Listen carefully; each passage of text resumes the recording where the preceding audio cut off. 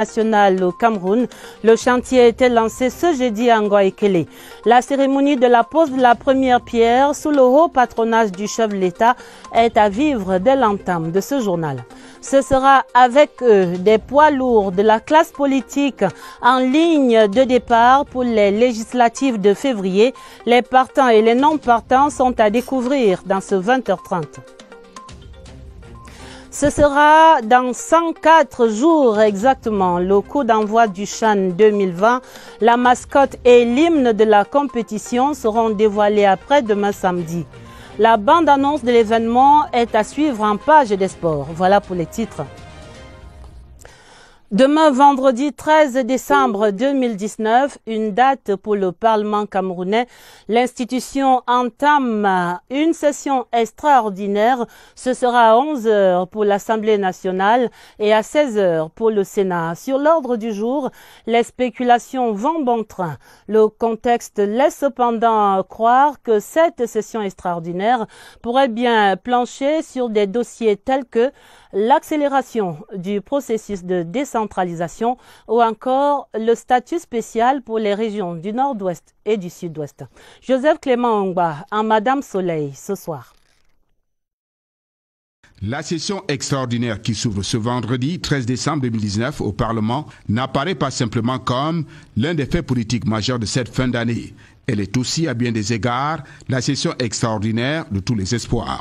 En attendant qu'un ordre du jour soit décliné, le contexte ambiant de cette session extraordinaire nous pousse à croire que l'accélération du processus de décentralisation pourrait être l'un des dossiers que vont éplucher les parlementaires. Cette session extraordinaire est convoquée à la demande du président de la République. En cela, le chef de l'État Paul Biya est constant et cohérent dans sa démarche. À son initiative, le Grand Dialogue national se tient du 30 septembre au 4 octobre 2019 au Palais des Congrès de Yaoundé. Au regard des résultats engrangés, ce Grand Dialogue national aura été une étape essentielle dans la consolidation d'une nation camerounaise unie, harmonieuse et prospère. Des solutions pérennes sont proposées pour aplanir les divergences qui ont altéré le vivre ensemble dans un Cameroun résolument un et indivisible. Parmi les recommandations phares du Grand Dialogue national, l'octroi d'un statut spécial aux régions du Nord-Ouest et du Sud-Ouest. Dans un tweet, Paul Biya prenait un engagement aux allures de serment. Et je cite, « Je peux vous assurer que toutes les recommandations feront l'objet d'un examen attentif et diligent dans la perspective de leur mise en œuvre. » Bien avant cela, Paul Biya disait comprendre les aspirations des populations qui n'ont cessé d'exprimer leur volonté d'être associées plus étroitement à la gestion des problèmes qui influencent leur quotidien. Dans ces aspirations, le Nord-Ouest et le Sud-Ouest occupent une place particulière du fait du double héritage anglophone et francophone de l'histoire de notre pays. L'octroi d'un statut spécial aux régions du Nord-Ouest et du Sud-Ouest est un modèle de gouvernance unique obéissant aux spécificités camerounaises, un pays d'une rare complexité. S'exprimant au 2e Forum de Paris sur la paix en novembre 2019, Paul Biya réitérait cette option. C'est pour, souligne-t-il avec emphase, reconnaître la spécificité de la zone anglophone qui reste dans l'intégrité de la nation camerounaise. Cette particularité est culturelle, également ancrée dans l'histoire. En somme, des mesures seront prises pour élargir le champ des compétences des collectivités territoriales afin de leur donner les moyens d'une plus grande autonomie. À l'observation, Paul Biya demeure constant et fidèle à ses engagements. Selon des sources dignes de foi, la question de la nomination des délégués du gouvernement pourrait faire l'objet d'un examen approfondi. La session extraordinaire qui s'ouvre ce vendredi se déroule également dans un contexte de retour progressif à la paix dans les régions du Nord-Ouest et du Sud-Ouest. Ça s'améliore, avait souligné le cardinal Christian Toumi, du retour d'une caravane de la paix dans le Nord-Ouest. Ici et là, les populations brûlent l'ardent désir de savoir quel sera le contenu du statut spécial. La convocation de la session extraordinaire du Parlement est parfaitement légale car conforme à la Constitution du Cameroun, adossée qu'elle est à l'article 14, alinéa 3 de notre loi fondamentale. Nourrie par une détermination affichée d'assumer sa fonction régalienne de chef de l'État et reposant sur une foi inébranlable à l'unité et à la diversité camerounaise qui en font la richesse, la démarche présidentielle est constante, légale et cohérente. C'est comme un pari tenu. Et ce sera demain, wait and see. Des habits neufs désormais en chantier pour l'Assemblée nationale. Ce jeudi, la Chine et le Cameroun posaient la première pierre du nouvel immeuble siège de l'institution dans de Beijing, tout comme pour effacer le douloureux souvenir de l'incendie d'il y a 2 ans. Sur l'esplanade du Palais de Verre à Ngoïkele, le représentant personnel du chef de l'État, Kava Yegye Djibril, a célébré l'excellence de la coopération Chine-Cameroun devant un partenaire d'invités des grands jours. Clarisse Tank. Une page importante de l'histoire du Cameroun s'est écrite ce jour et près d'1 millier de témoins privilégiés l'ont vécu. Avec la pose de la première pierre du projet de construction du nouvel immeuble siège de la Maison du Peuple par le représentant personnel du chef de l'État à cette cérémonie, le très honorable Kava Yegye Djibril, une nouvelle ère se lève sur l'Assemblée nationale du Cameroun. Le nouvel immeuble siège ne sonne-t-il pas comme une marque de reconnaissance? Un élan de satisfaction de la part de la plus haute autorité de l'État en faveur de notre institution. Quel beau cadeau! Le projet futuriste est un fleuron de la coopération sino-camerounaise, signe de la grandeur de son amitié et de sa sincérité avec le Cameroun. La Chine et le Cameroun ont travaillé en étroite collaboration pour surmonter une difficulté après l'autre et ont finalement déterminé l'emplacement du projet en août 2018 avant de s'entendre sur le plan de conception.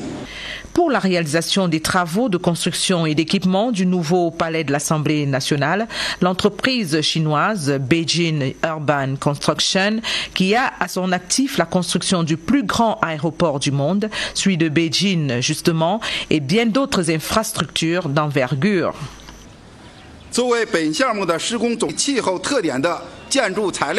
En tant que l'entrepreneur général du projet, nous respectons entièrement la demande d'utilisation et la culture locale du Cameroun pendant la construction.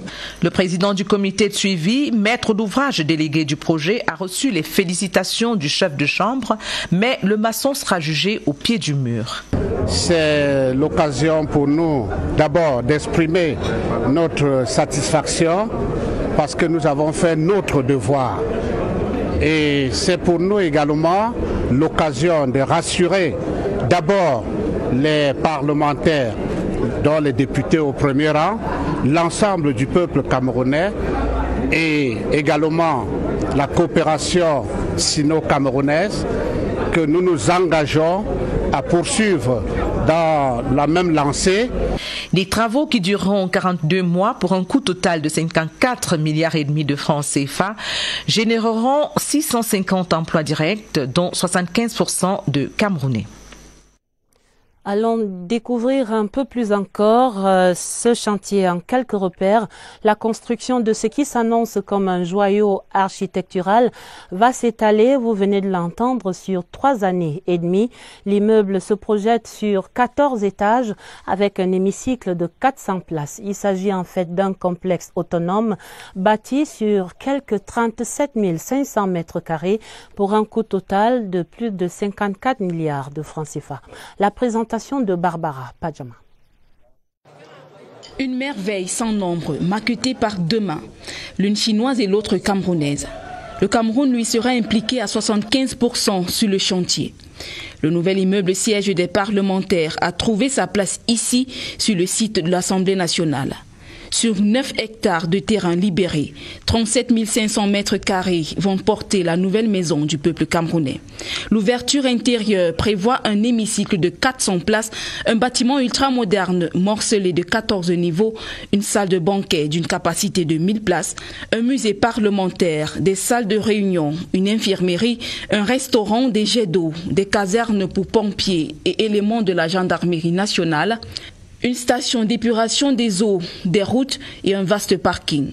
L'entreprise chinoise en charge de bâtir ce palais affirme que les matériaux et agrégats qui seront utilisés vont provenir de la ressource camerounaise. Des outils qui s'accommodent au climat local. La construction et l'équipement de l'immeuble siège seront à 100% offerts par la République populaire de Chine pour un coût total de 54 milliards de francs CFA. L'objectif sera atteint dans 42 mois, en plus clair, en 2023. L'ancien immeuble siège qui avait été défiguré par les flammes en décembre 2017 sera transformé en musée pour figer l'histoire des Camerounais. Le projet d'un nouveau siège pour l'Assemblée nationale devient donc réalité. Après plusieurs années d'attente, les observateurs saluaient ce jeudi l'heureux aboutissement d'un rêve, la réalisation entamée de cet ouvrage d'envergure. Notre reporter Marie-Laurence Nké a rencontré quelques témoins de ces évolutions. C'est une cérémonie riche en sons et en couleurs que l'on a vécue ce jeudi sur le plateau à Temengue, un site mythique plein d'histoire qui va abriter une fois de plus le futur immeuble siège de l'Assemblée nationale. Depuis le 28 novembre, nous avons procédé au rite. Nos ancêtres, quand ils sont partis d'ici, je vous dirais que ce n'était pas de tout cœur. C'était de force, mais aujourd'hui donc, nous avons consenti à ce que ce bel immeuble soit érigé dans notre territoire. La cérémonie de ce jour nous réjouit parce que le très honorable a pensé à nos ancêtres, ceux qui ont donné ce site. Nous, en tant que chefs, on a derrière nous nos enfants, nos neveux et autres qui espèrent cette nouvelle alliance avec l'administration. Un jour qui rentre dans l'histoire du Cameroun. Ça nous permet de continuer à vivre l'histoire de cet hémicycle qui a connu beaucoup d'étapes dans la démocratisation, dans la construction du pays et dans l'histoire du Cameroun. Et aujourd'hui, je me réjouis de faire équipe à ceux d'aujourd'hui-là qui vivent ces grands moments et dont les bénéficiaires, j'allais dire les personnes à venir, sauront que nous aussi on a œuvré. Occasion d'apprécier une fois de plus la coopération sino-camerounaise. Les relations que le Cameroun entretient avec la Chine vont très bien. Nous tenons pour cela à dire merci au président Paul Biya qui a nourri cette relation. C'est un ouf de soulagement. Je crois que c'est une autre confirmation de l'intérêt et de toute la considération que lui accorde le pays, tous les pays du monde, notamment la Chine. La première pierre posée, reste plus que 42 mois pour voir ce joyau architectural se dresser fièrement sur le plateau à Temengue. Les dés sont maintenant jetés pour le contentieux préélectoral en vue des législatives du 9 février. Le greffe du Conseil constitutionnel a bouclé hier à minuit l'enregistrement des requêtes des partis politiques. Au total, sur la table de l'institution, 42 recours introduits par 5 partis politiques. Et il faut dire qu'il y a du beau monde sur la ligne de départ pour ces législatives de février, des figures de pro de la classe politique qui se bousculent déjà sur les starting blocks. Des têtes d'affiche telles que Kavaye Djibril, Issa Tiroma Bakari ou encore Cabral Libi. Oswald Medoun fait la revue de ces têtes de pro. En lice pour les législatives de 2020, il était assurément la tête d'affiche, la plus attendue de toutes. Kavaye Djibril, président sortant de l'Assemblée nationale, est la tête de liste du Rassemblement démocratique du peuple camerounais dans son maillot Sava natal. Sous les mêmes couleurs, dans la Haute-Sanaga au centre, Hilary Onyeton, premier vice-président de la Chambre basse, veut lui aussi briguer un nouveau mandat. Jean-Bernard Dongwe Somba et Kwasongo répondent présents dans la Léké pour le RDPC. Le président du Parlement panafricain, Roger Nkododan, est le porte-étendard du même parti dans l'Union Efumu.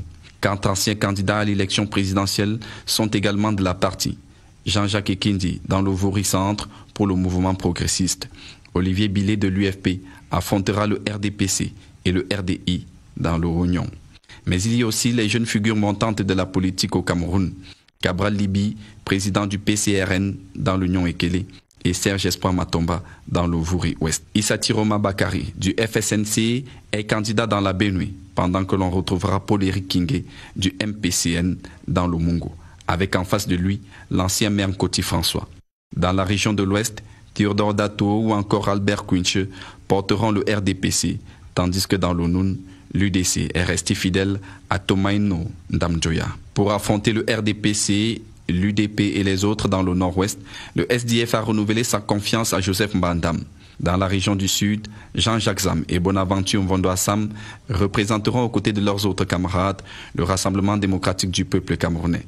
Ce n'est pourtant là qu'un échantillon des protagonistes du 9 février prochain, mais il est déjà bien assez représentatif de ce que devraient être les oppositions des élections législatives.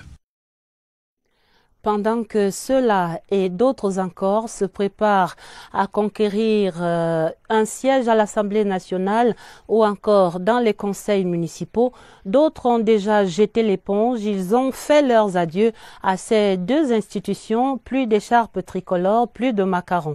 Qui sont donc ces partants? Rodrigue Bertrand-Thionneau.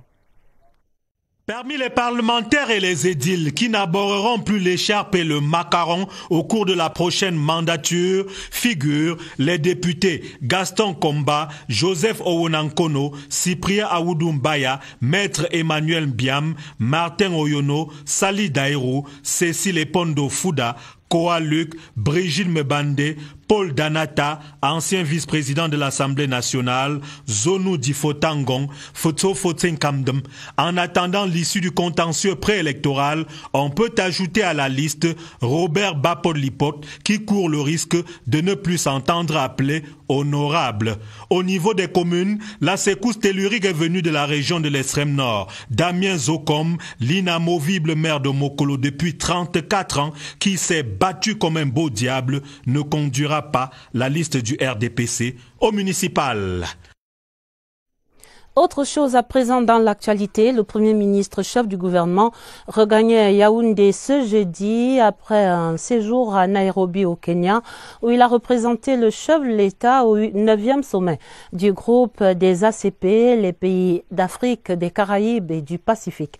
Joseph Dion Ngouté a notamment fait entendre la voix du Cameroun à Nairobi pour une synergie dans la lutte contre le terrorisme, les extrémismes et la radicalisation. Bilan d'un séjour riche et fructueux avec l'envoyé spécial Jean-Pierre Ndjana. Participation du Cameroun au 9e sommet des chefs d'État et de gouvernement des pays Afrique, Caraïbes et Pacifique au Kenya, une prise de parole du Premier ministre chef du gouvernement et deux audiences. D'abord la prise de parole, en effet, portant la voix du Cameroun à ses travaux, Joseph Dion Ngouté, en sa qualité de représentant du chef de l'État, a entretenu l'assistance sur la riposte à opposer au terrorisme, à l'extrémisme violent et à la radicalisation.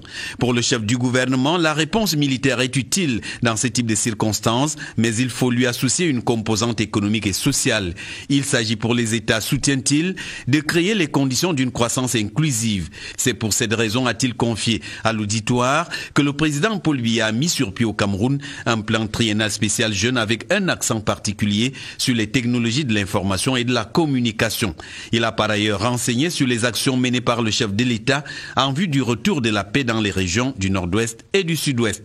En marge de ces délibérations, Joseph Dion Ngouté a été reçu en audience par le vice-président kényan, Dr Williams Ruto. Les deux hommes ont échangé sur la coopération entre Nairobi et Yaoundé. Et au terme de l'audience, on apprendra qu'une délégation d'hommes d'affaires kenyans arrive bientôt au Cameroun. Quelques heures auparavant, Joseph Dion Ngouté s'est entretenu avec le directeur exécutif du Centre du commerce international, Madame Arantxa Sanchez. Il est à noter que ce sommet a été marqué par l'élection du président Uhuru Kenyatta à la tête du groupe et de l'Angolais George Chikoti comme nouveau secrétaire général. Et au-delà de la révision des textes fondateurs de ce groupe des pays ACP, l'autre innovation de ce 9e sommet est sans contexte la création d'un cadre d'échange dédié aux créateurs de richesses au sein des 79 États membres. Séverin Alégambélé, l'autre envoyé spécial à Nairobi, présente ici ce Business Forum qui s'est installé au village du sommet à Nairobi. Au sommet ACP de Nairobi, des orientations politiques ont été données sur la manière dont l'organisation doit redéfinir sa vision et son rôle pour avancer le multilatéralisme. Des orientations aussi sur le leadership politique, sur les structures institutionnelles, notamment le secrétariat général pour parvenir à un développement durable dans le cadre de l'agenda 2020. Mais l'élément important aura été la facilitation des échanges entre les capitaines des industries. Cela a permis de discuter de 3 problématiques qui sont au cœur de l'agenda de développement du groupe ACP. Le premier, c'est la transformation industrielle des 3 régions. Deuxième, c'est l'accélération des initiatives entrepreneuriales. Et le troisième, c'est la promotion, le développement des échanges et des investissements intra-ACP. Au village du sommet, tous les secteurs d'activité ont honoré le rendez-vous. Une grande variété d'exposants témoins de la richesse du groupe.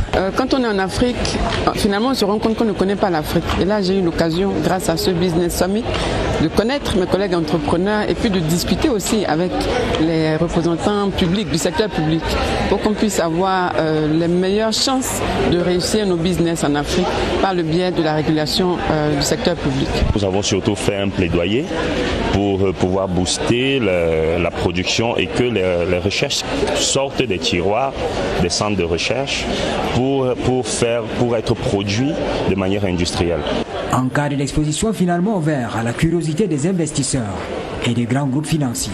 Nous avons en 2018 fait un record de projets pour les pays ACP. Donc on en est très content, la dynamique est bonne et nous continuons à faire beaucoup de projets. On a d'ailleurs fait un record de projets en Afrique, en particulier dans les secteurs qui sont liés à la problématique de l'urgence climatique. Le sommet ACP de Nairobi, un mélange d'initiatives pour remodeler les relations entre les États ACP et le reste du monde. 4 nouveaux projets sont désormais sur les rails au Cameroun pour booster le développement socio-économique. Les 4 programmes sont financés par la Banque islamique de développement pour un coût d'environ 82 milliards de francs CFA. Ils étaient lancés ce jeudi à Yaoundé par le ministre délégué à l'économie, Paul Tasson. D'autres précisions, Elvire Ninan Galema. Des solutions pour les couches les plus vulnérables dans l'amélioration de leurs conditions de vie. De l'agriculture à l'élevage, en passant par la santé, dans la lutte contre le VIH-Sida, de la transmission mère-enfant et dans le domaine des infrastructures de base. 4 projets qui visent à réduire la pauvreté et à booster le secteur socio-économique du Cameroun. Nous sommes ravis de célébrer la densité de cette coopération avec la BIT. À la fin de la mise en œuvre de ces 4 projets, on aurait grimpé de quelques crans la marche vers l'émergence. Financé par la Banque islamique de développement à hauteur de 82 milliards de francs CFA, le lancement de ces 4 projets est un saut qualitatif pour le développement des populations. De la maîtrise des mécanismes de financement dépendra la réussite de ces projets.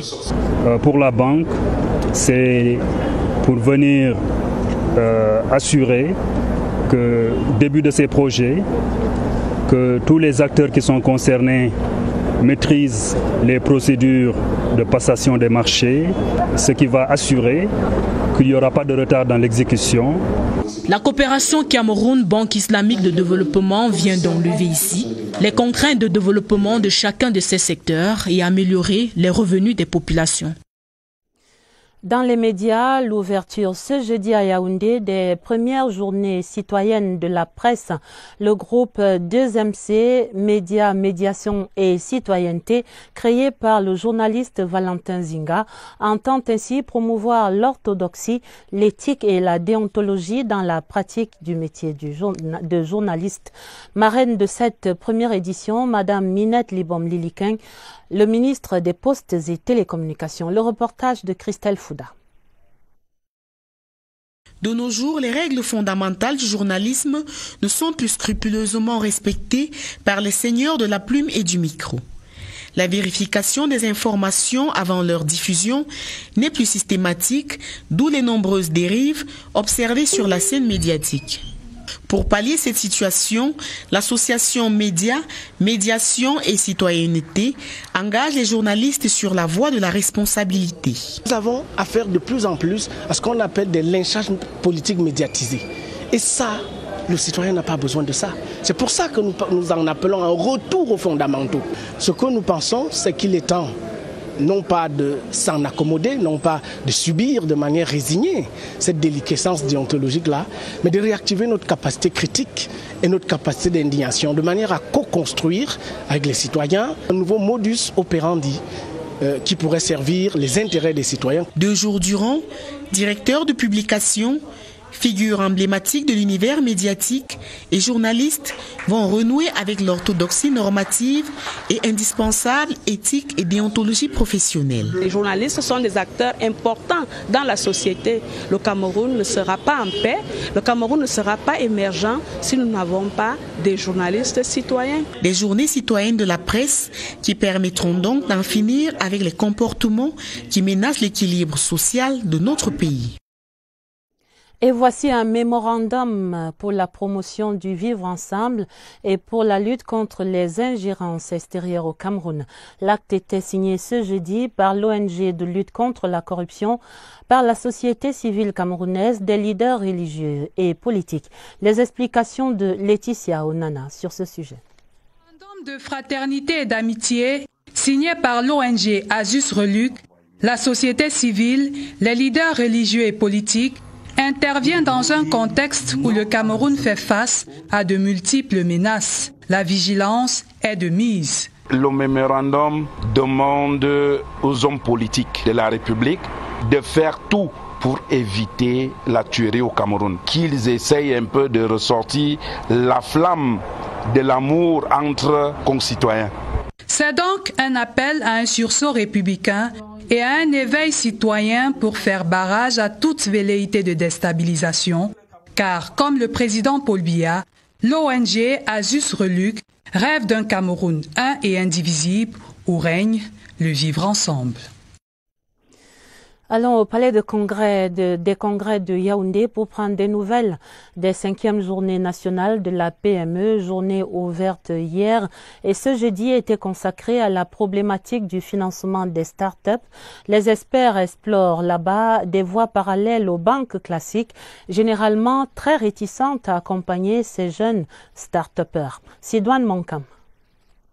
Modèle d'entrepreneuriat innovant, les start-up comme d'autres PME représentent 54% des emplois décents dans notre pays. Le secteur est en plein essor, mais reste confronté aux difficultés d'accès au financement.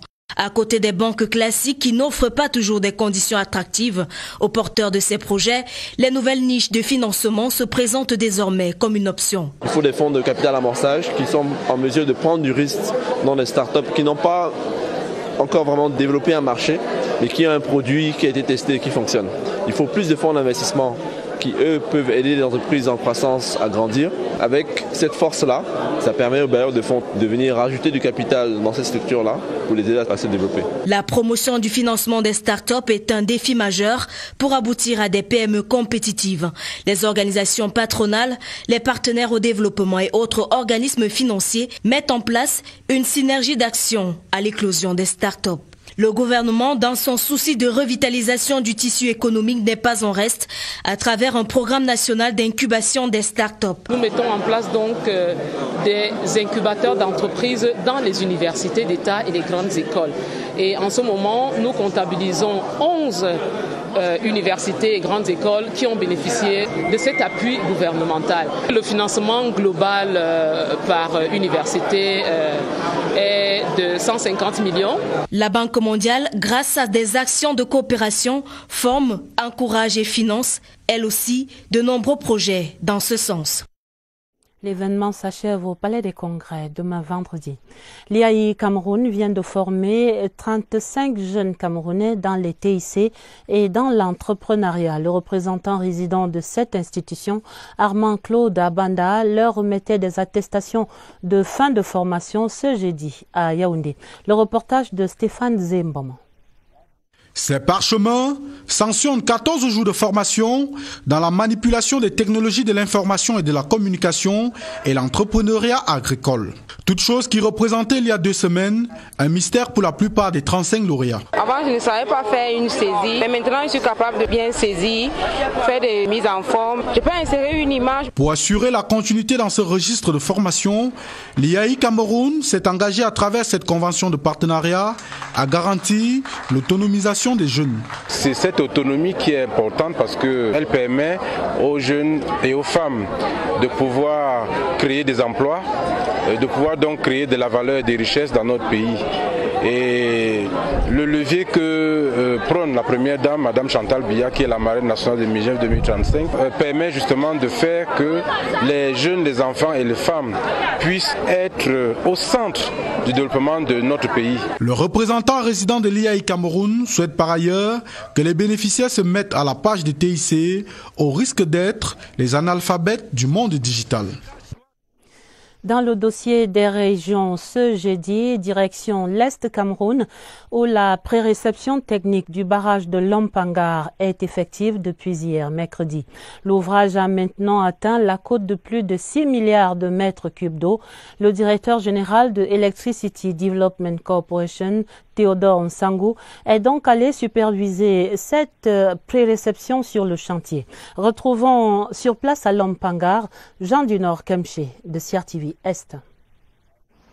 Visite de suivi des chantiers de routine. Le tour des propriétaires effectué par Dr Sangou, directeur général d'Electricity Development Corporation EDC, sur le site du barrage hydroélectrique de Lompangar ne revêtait pas moins de spécificités. Premièrement, constater de visu que le barrage de Lompangar est plein, puisque depuis la construction de ce barrage, on a atteint la cote exceptionnelle de plus de 6 milliards 200 millions de mètres cubes, ce qui n'était jamais atteint. Donc tous les barrages sont pleins. C'est aussi un message pour qu'on sache que il n'y a pas de problème d'eau pour la saison sèche qui démarre pour 2020. Et c'était aussi une visite de pré-réception technique du barrage avant la réception définitive que nous envisageons avant la fin de cette année. S'agissant de l'usine des pieds, tant attendue par les populations de l'Est, le béton de propreté posé dans cet environnement de pierre augure d'une avancée rapide pour la suite des travaux. Tout le dispositif est en place. Le bétonnier va intervenir avant la fin de cette année, ce qui nous permettra de tenir le calendrier, d'avoir une mise en service de cette usine avant novembre 2021.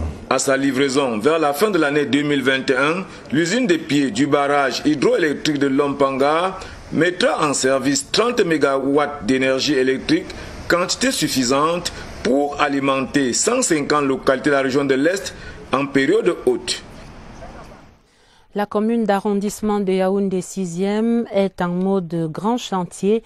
Le nouveau siège de la mairie, un bâtiment de R+2, est maintenant réalisé à 80% à Biémassi, tout comme des forages d'eau potable dans les quartiers Mvogbeti et Touguébé ou encore Mendon. Le maire de cette commune, Yoki Onana, était hier mercredi sur le site de ces chantiers en 8 étapes. Voici la synthèse de Daniel Menanga. Yaoundé 6, New Look. Le visage s'affiche progressivement au quartier Biémassi. Le futur sur 1600 mètres carrés, 41 grandes pièces dans un R+2, bientôt achevé. Puis il y a le cœur de cible, la population. En Mvogbeti, Mendong et Touguébé et leurs environs, la soif s'étanche peu à peu. Ça fait depuis que nous n'avons pas l'eau ici. Subitement, on a eu l'eau. Merci à monsieur le maire. Les articulations de la commune se relivent aussi. Biémassi, au lieu dit nage glisse, un dalo est source d'espoir. L'entreprise de reconstitution du corps de la commune de Yaoundé 6, un chemin rocailleux. Le véritable problème, c'est que l'engin vient une journée. Après, ça fait une semaine avant de revenir. Cette route permettra le désengorgement de l'axe Carrefour-Obili, Carrefour-Biémassi. Le doigté des chefs traditionnels du bloc 17 à Biémassi est requis. Les casses arrivent. L'un des problèmes à Yaoundé 6, c'est les problèmes des inondations dans nos quartiers. Nous avons pensé lancer des ouvrages pour permettre la bonne circulation des eaux. Autre challenge, l'éclairage public, un tracé plus clair dans les périphéries et d'autres points d'eau sur la route du 6e à Yaoundé. La sécurité dans le septentrion, d'abord avec ce communiqué, le ministre délégué à la présidence chargée de la Défense va procéder demain vendredi et samedi 14 décembre à partir de 11h à Maroua et à Garoua à la prise de commandement des responsables nommés le 5 décembre par divers actes du chef de l'État, chef des forces armées, dans les commandements territoriaux et les structures déconcentrées du ministère de la Défense. Il s'agit du commandant de la 4e région militaire interarmée, de celui de la 4e région de gendarmerie, du commandant de la 3e région militaire interarmée et du commandant de la 3e région de gendarmerie. La suite du programme de prise de commandement et d'installation de ces nouveaux responsables des armées et de la gendarmerie sera communiquée progressivement et c'est signé du ministre délégué à la présidence chargé de la Défense, Joseph Betty à Saumon. La lutte contre l'insécurité dans la région du Nord où près de 3000 armes ont été saisies et détruites dans la ville de Garoua. L'opération était conduite sur le terrain par le gouverneur Jean Abateidji et elle va certainement contribuer à endiguer la circulation illicite des armes et des munitions. Dans l'extrême nord, c'est la saison sèche qui a maintenant pris ses quartiers, avec son cortège de désagréments, notamment cet épais nuage de poussière qui enveloppe la ville de Maroua de son épais manteau. Difficile de respirer là-bas, nous tentons quand même d'entendre et d'écouter notre reporter Lionel Mingué dans ce nuage de poussière à Maroua.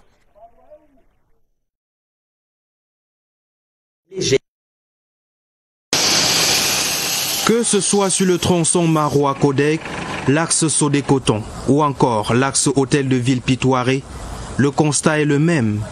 Une poussière extrême ne cesse de dicter sa loi sur ses principales routes de la cité capitale de l'extrême nord. Il est vrai que cet état de choses perdure. Seulement, le retour de la saison sèche a accentué la situation, obligeant les populations à changer de mode de vie. La voiture passe, ça soulève encore la poussière. Donc on est là, on attend, on ne voit rien. Et on ne sait pas vers qui s'est tourné. Autre cause évoquée par les habitants de la ville de Maroua, la dégradation de certains tronçons routiers régulièrement empruntés par les automobilistes. Il y a donc nécessité d'agir puisque cet environnement poussiéreux n'est pas sans risque sur la santé humaine. La page des sports pour parler des préparatifs du CHAN 2020. L'hymne et la mascotte de la compétition seront dévoilés samedi après-demain à 21h au Palais Polyvalent des Sports. Les jurys ont déjà rendu leur copie pour le choix des meilleurs projets de cette mascotte et de l'hymne de la compétition. Premiers échos et essai de dévoilement quand même avec Évariste Yenga. Ils ne sont plus que 3 candidats en lice, les potentiels auteurs de l'hymne du CHAN 2020. Le meilleur et son œuvre seront connus samedi prochain. Nous avons produit les 3 œuvres sur 30 que nous jugeons être les meilleures. 4 critères universels ont présidé au choix. La conformité du texte au thème. Quelle était la musique qu'on a utilisée? Parce qu'il y a le texte et la musique. Quel était le rythme? Quel était le génie créateur? Après dévoilement, le musicien, compositeur et musicologue Jean-Marie Baudot y apportera la touche d'expert. Il faut l'enregistrer dans des meilleures conditions, avec des meilleurs musiciens, avec un meilleur directeur artistique. Plus que 3 candidats aussi à départager pour la mascotte du CHAN. 7 critères ont guidé la sélection. Tous convergent vers l'objectif recherché. La mascotte reflète la valeur de l'événement. Une très bonne mascotte traduit également l'éthique, l'honnêteté, le fair play. Ils étaient plus de 50 candidats au départ. Leurs œuvres sont rentrées en étude sous anonymat. Aux yeux du monde, la mascotte présentera enfin son visage. Et on verra cela samedi à 21h au Papoussi. La fin du 20h30, mais pour l'essentiel de ce journal, on retient que ce sera forcément prestigieux. Le nouveau siège de l'Assemblée nationale, le chantier a été lancé ce jeudi à Ngoïkele On a vu la cérémonie de la pose de la première pierre sous le haut patronage du chef de l'État dans ce 20h30. Et ce sera avec eux, on a vu des poids lourds de la classe politique qui sont déjà alignés sur les starting blocks pour les législatives du 9 février. Les partants et les têtes d'affiche vous ont été présentés donc. Et ce sera dans 104 jours, on vient de le voir, pour le coup d'envoi du CHAN 2020. La mascotte et l'hymne de la compétition, ce sera à découvrir après-demain samedi à 21h au Palais des Sports, ici à Yaoundé. Le journal était préparé avec la collaboration de Christelle Fouda, Augusta Ngononga et Stéphane Zembomo. Vous aurez d'autres informations à minuit en compagnie de Dieudonné Sra et de Elvis Teke. Retrouvez juste après ce journal Espace des partis politiques. Et pour les éditions du 20h30 du week-end, dès demain vendredi, vous serez en compagnie de Sidoine Moncam. Et pour le 20h30 dès lundi, retrouvez donc Romuald Tuissengok. Je vous donne rendez-vous certainement sur cette antenne dès le mois de janvier.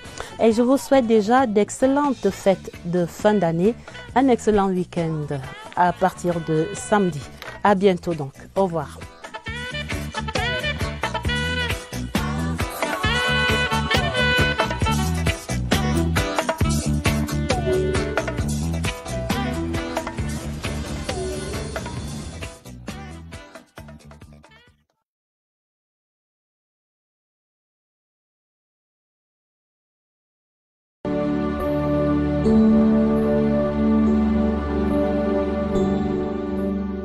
Parmi les nombreux établissements financiers que compte le Cameroun, il y a la SCE. Créée en 1963, la Société camerounaise d'équipement est un établissement financier agréé par le ministère des Finances.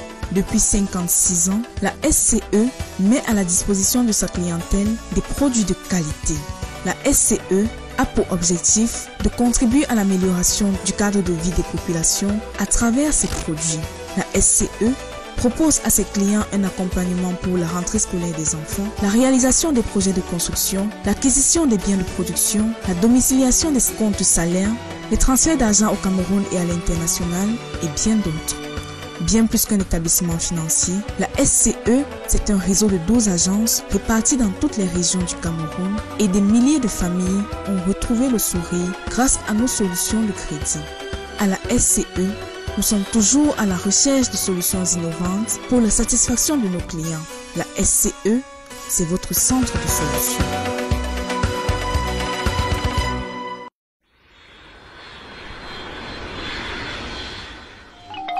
Cameroon boosts its mining potential. From December 2019 to June 2020, planes will fly low over littoral, south, east, Adamawa, in north regions. Those necessary overflights, carried out as part of a complementary geophysical survey, consist in identifying any underground riches that could contribute to the development of Cameroon. This is a message from the Mining Capacity Building Project of the Ministry of Mines, Industry and Technological Development.